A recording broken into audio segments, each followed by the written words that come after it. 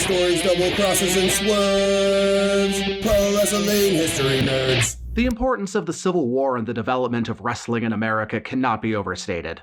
The Union Army camps were filled with young men looking for fights and plenty of time for grappling contests amongst the troops. With influxes of Irish immigration, collar and elbow and catch-as-catch-can wrestling began growing in popularity in the United States. And in the camps, folk wrestling styles from all over the North came together for competitions.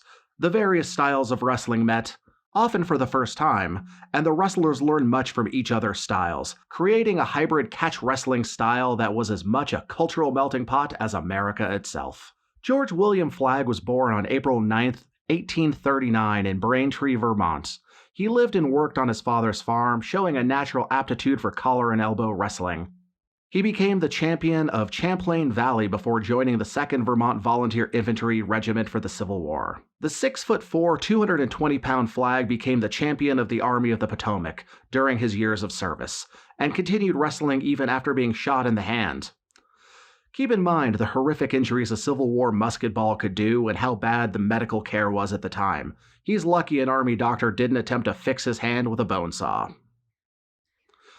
He took part in 25 battles during the Civil War, including Bull Run and Appomattox, and reached the rank of sergeant, but often commanded troops in the absence of superior officers. He was discharged at the rank of first lieutenant with brevet captain in 1865.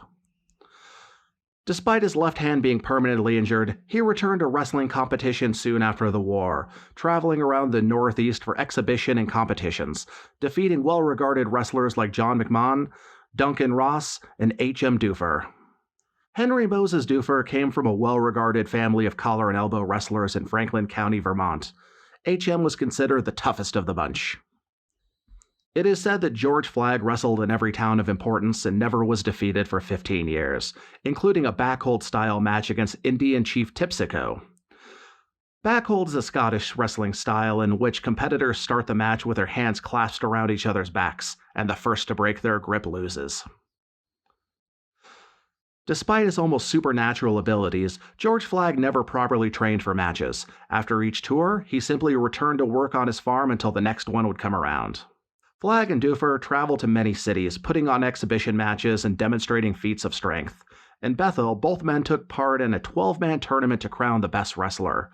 After 3 days of competition, George William Flagg was declared the winner. Flagg was a zealous spokesperson for the temperance movement. Having never tasted alcohol in his life, he decided that no one else should either. He was recorded to have over 200 matches in his career, held political offices, was a high-ranking Freemason, and continued to wrestle into his early 60s. George William Flagg passed away on September 14, 1919, and was buried in his hometown of Braintree, Vermont. Thank you for listening to another episode of Half Pours. I'm Nick Gossert from Pro Wrestling History Nerds. We'll talk to you next time.